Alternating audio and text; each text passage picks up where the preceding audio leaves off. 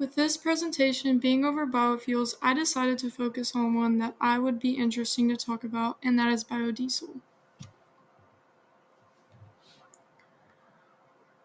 So initially, when people hear the word biodiesel, they think of the gas ethanol. Ethanol is a biofuel that is meant to be used in gasoline, in engines, your average car, boat, etc.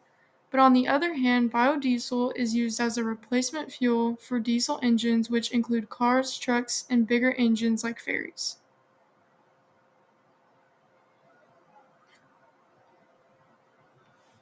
So biodiesel works as a diesel fuel, but it isn't made from petroleum. It is made from biomass oils that came from organisms that were alive not too long ago. This includes plant oils, animal fats, algae, and even recycled cooking oil. The advantages of biodiesel are that it is not derived from fossil fuels, but it can be made from local crops. This lowers greenhouse gas emissions, and the production and sale of biodiesel generates a domestic fuel economy. Biodiesel is created by taking the oil and combining it with an alcohol and a catalyst.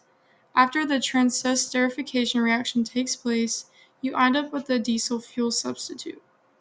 This process is where you gain the product glycerol, but to be more in depth, you can make biodiesel from a variety of feedstock.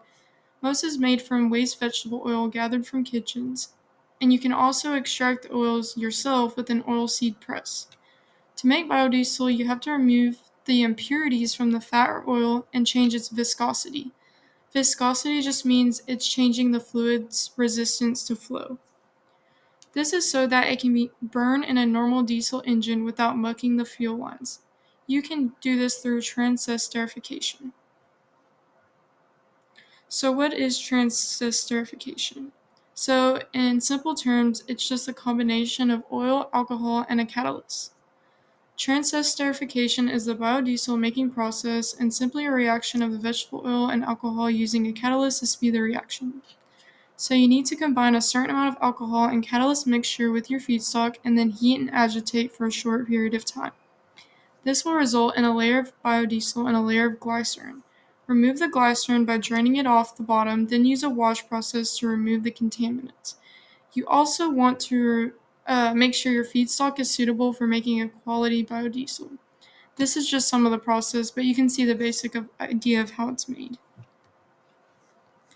Biodiesel is connected to photosynthesis in several ways. Plant oils, which come from crops like soybeans, canola, and palm, are the main source of the biodiesel. Through a process called photosynthesis, these plants create glucose and oxygen from sunlight, carbon dioxide, and water. Fatty acids, the primary constituents of the oil utilized in the manufacturing of biodiesel, can subsequently be produced from glucose.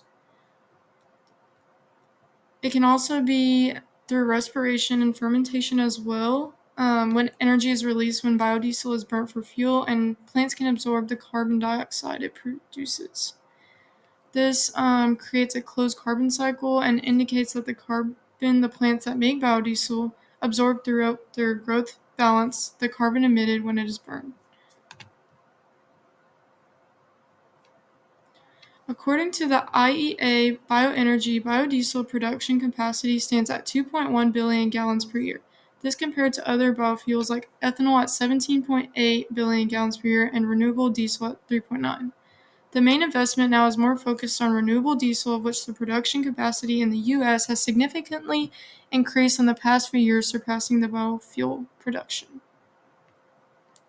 While not completely being carbon neutral, biodiesel offers a significant reduction in carbon emissions compared to traditional diesel, making it a vulnerable alternative fuel for lowering the carbon footprint for transportation.